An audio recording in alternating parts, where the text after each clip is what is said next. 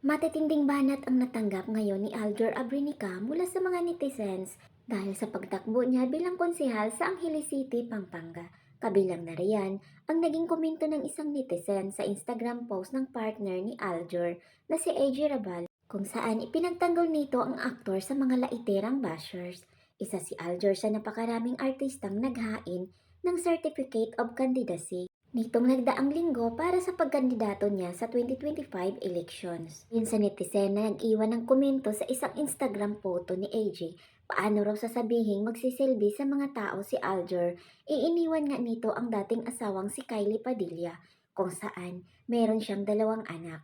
Sabi ng netizen, tigas ng mukha mo, tumakbo ng eleksyon, sariling pamilya mo nga iniwan mo at hindi mo mapaninindigan, taong bayan pa kaya?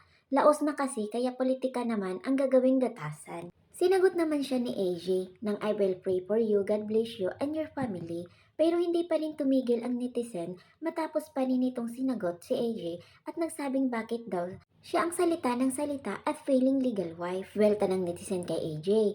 Thanks, di ko kailangan ng prayers mo kung sa gaya mo rin lang na tao nang gagaling ang dasal at tingin ko mas need mo ata ang dasal namin para sa'yo at sa jowa mong laos at irresponsable. Kasi hindi naman kami ang nang-agrabyado sa pamilya ng jowa mo. Tsaka hindi naman ikaw ang isyo at hindi naman ikaw ang tatakbo sa eleksyon kung makapag-react ka as if ikaw yung legal wife. At sa totoo naman, paanong tutulong jowa mo sa taong bayan kung sarili niyang asawa at mga anak hindi niya na ipaglaban at napanindigan, taong bayan pa kaya, sabi pa ng basher. At wala na ngang naisagot si AJ laban sa naturang basher. Hanggang ngayon, wala pang balitang ito ay wala pa rin sinagot si Aljor sa mga nababasag sa kanyang pagtakbo ngayon darating na 2025 election.